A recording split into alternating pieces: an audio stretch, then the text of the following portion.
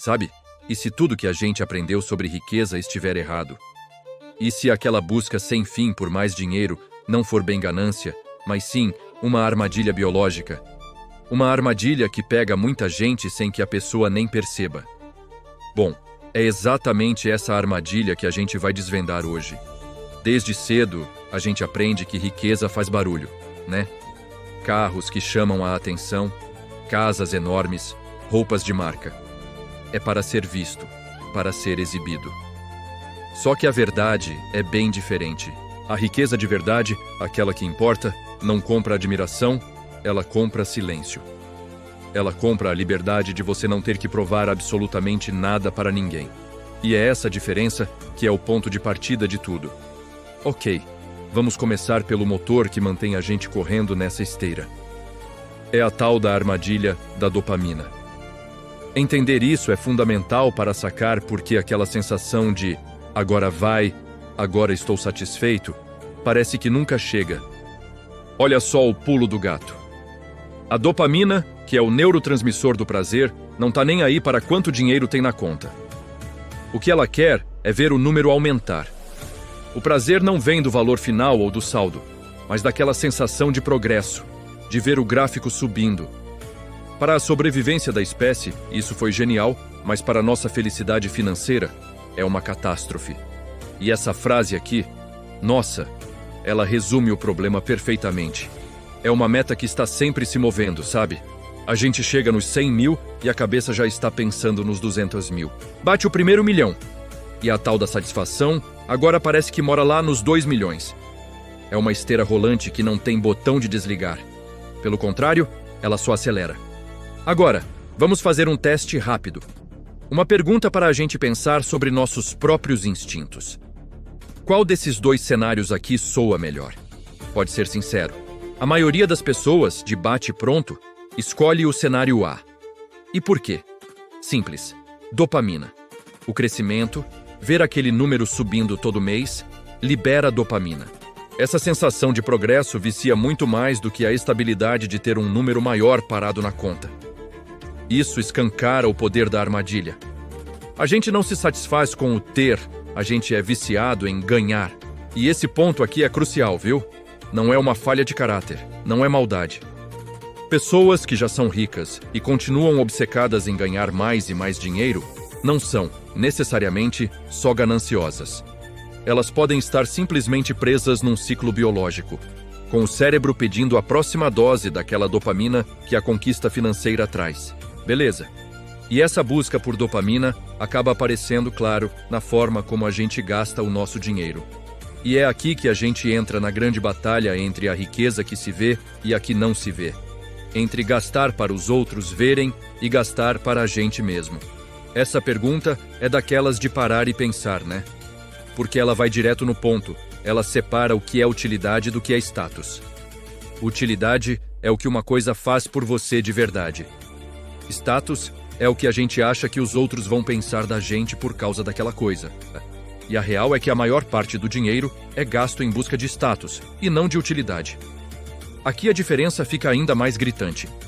Status é isso, uma prisão que a gente mesmo constrói para impressionar os outros. E é uma prisão que exige uma manutenção caríssima, o tempo todo. Já a independência. A independência é o verdadeiro prêmio que o dinheiro pode comprar. É a liberdade de viver do seu jeito, sem precisar da aprovação de ninguém. E a ironia disso tudo é quase cômica, se não fosse trágica. A gente passa a vida montando um show, um espetáculo, para uma plateia que nem está olhando para o palco. Tá todo mundo ocupado demais com o próprio show. No fim das contas, a gente gasta um dinheiro que não tem para comprar admiração de gente que a gente nem gosta. E tem mais. A independência tem o que a gente chama de retornos decrescentes. Pensa só. A diferença que 100 mil reais fazem na vida de quem tem zero é absurda. Muda o jogo. Agora, a diferença na liberdade prática de quem tem 10 milhões para quem tem 50 milhões é quase nada. Chega um ponto que a pessoa não está mais comprando liberdade. Ela está só acumulando pontos no placar. Tudo isso leva a gente para uma pergunta bem fundamental sobre o papel do dinheiro na nossa vida. Afinal, ele é uma ferramenta para construir alguma coisa Ou é uma régua para a gente ficar se medindo com os outros? Olha, essa citação de quase 100 anos atrás é pesadíssima, porque ela revela uma verdade muito profunda. Muitas vezes, gastar com status não tem a ver com hoje, tem a ver com curar feridas lá do passado. É quase como uma tentativa de usar o dinheiro de agora para comprar a validação que não se teve antes, para reescrever uma história de dificuldade. E aí, a gente entra nesse ciclo vicioso. O dinheiro tem uma coisa: ele é fácil de medir, é fácil de contar. E por isso, ele acaba virando um substituto para coisas que a gente não consegue colocar em números, tipo, sei lá, ser um bom pai, ser um bom amigo. A pessoa tenta tapar um buraco emocional com uma solução material. E, spoiler, isso nunca funciona. No fim, a escolha é essa: preto no branco. Ou se usa o dinheiro como uma ferramenta para construir a vida que se quer de verdade servindo aos seus próprios objetivos, ou se usa como uma régua para ficar numa competição sem fim, com todo mundo servindo só ao ego. Um caminho leva para a liberdade, o outro leva para uma frustração sem fim. Ok, já entendemos as armadilhas.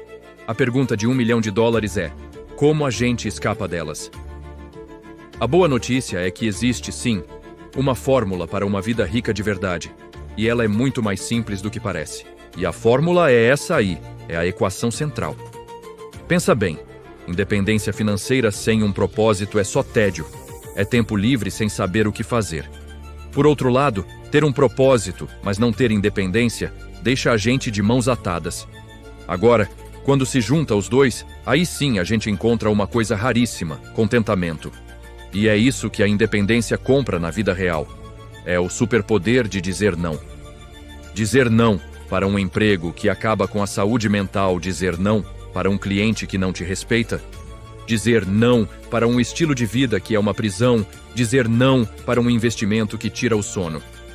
Cada real que se guarda é um tijolinho na construção desse poder. Certo. Agora vamos para a parte final, e que talvez seja a mais surpreendente. Depois de falar tanto sobre a importância de poupar, a gente precisa falar do outro lado da moeda. O perigo de poupar demais, que pode ser tão arriscado quanto gastar sem controle. Olha bem para esse número, 0. Sabe o que ele significa? Fizeram uma pesquisa com 1.000 idosos perguntando sobre os maiores arrependimentos da vida. O número de pessoas que respondeu "me arrependo de não ter ganhado mais dinheiro" foi 0. Ninguém. Isso, por si só, já diz tudo sobre o que importa de verdade no fim da vida. E é interessante ver como os arrependimentos mudam com o tempo. Quando a gente é jovem, o maior arrependimento costuma ser sobre os riscos que não corremos, as coisas que não tentamos. Mas lá na frente, quando se é mais velho, o jogo vira.